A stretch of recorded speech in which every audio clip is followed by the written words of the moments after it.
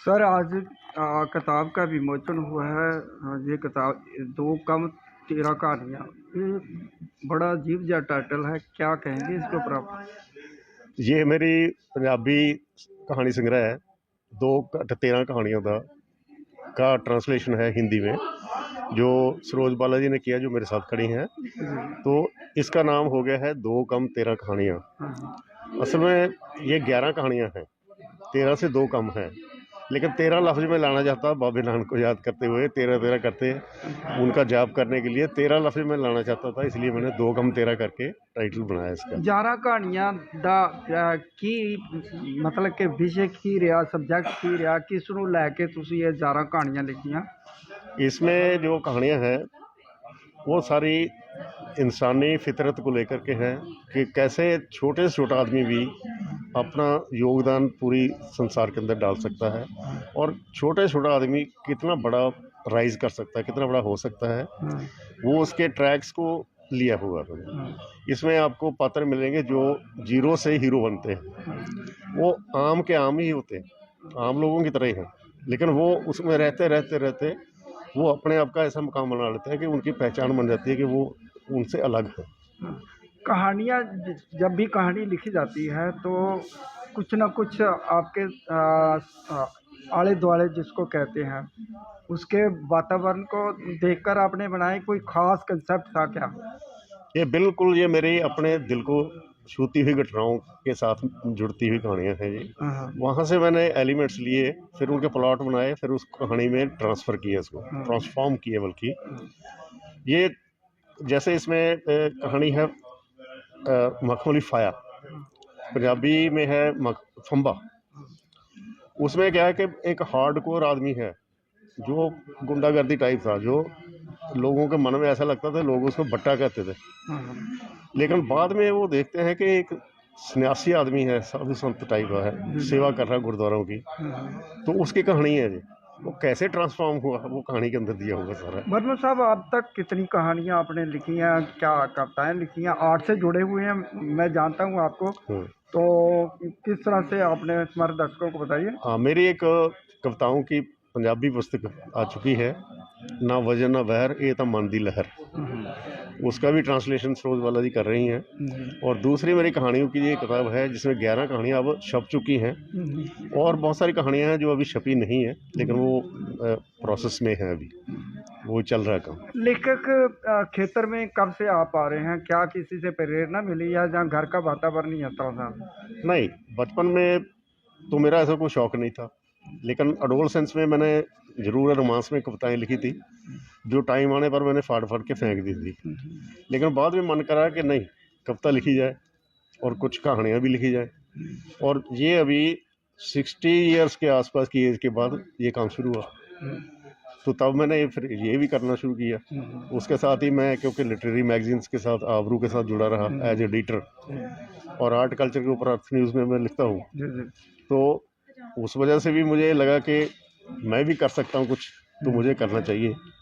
तो ये एक अंदर से इच्छा थी कि कुछ करना चाहिए। आगे कुछ बड़ा करने का कुछ सोचा हुआ क्या? बड़ा देखो कुछ नहीं होता, बड़ा वही है जो आपने कर लिया।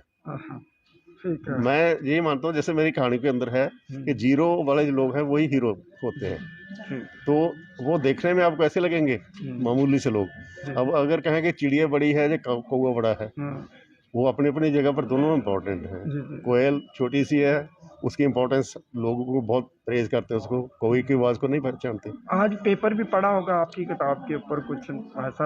हाँ, वो डॉक्टर निर्मल विनोद जी की एक पेपर के जानकारी थी। वो क्योंकि बीमार थे, उनकी जगह पर मिसेस उमा शर्मा हमारी लिटरेरी सेक्रेटरी हैं, हिंदी साहित्य मंडल की, उन्होंने फिर वो पेपर पढ़ा था।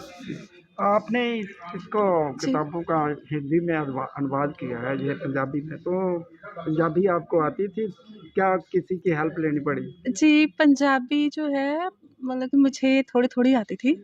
अध्ययन तो मुझे काफ़ी ज़्यादा करना पड़ा इसके लिए, लेकिन इसमें मुझे एक बहुत बड़ी बात नज़र आ रही थी, वो ये थी कि आज जो युवा है ना, उनको डायरेक्शन नहीं मिलती है किसी भी तरह से।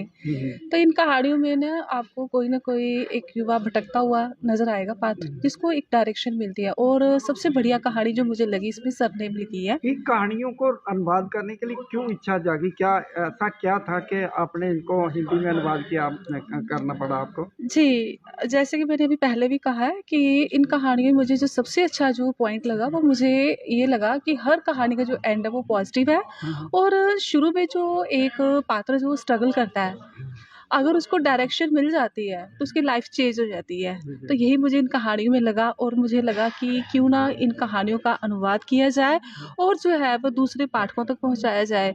क्योंकि कुछ ऐसी बात होती है कि जो पाठक मूल लेखक लिखता तो है, लेकिन जो दूसरे पाठक होते हैं उन तक पहुँचना बहुत ज़रूरी होती है। अगर ख़ासकर अगर उस किताब में कुछ नयापन हो।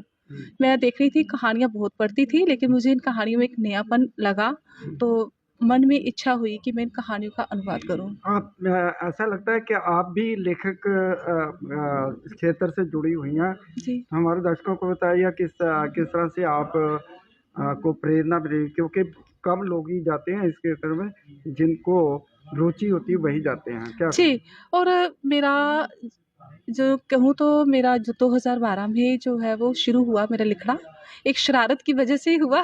क्योंकि मैं किसी स्कूल में लगी थी, कठुआ में, डीएवी स्कूल कठुआ में। तो वहाँ पे मैं शरारती बहुत ज़्यादा थी। शरारतें करना मेरा सबसे पहला काम होता था। तो टीचर्स जितने भी थे उन्होंने एक बताया कि आज एक यहाँ पे कार्यक्रम है, क्यों ना इसको ही हम आगे लाया जाए, तो इसका नाम दिया जाए।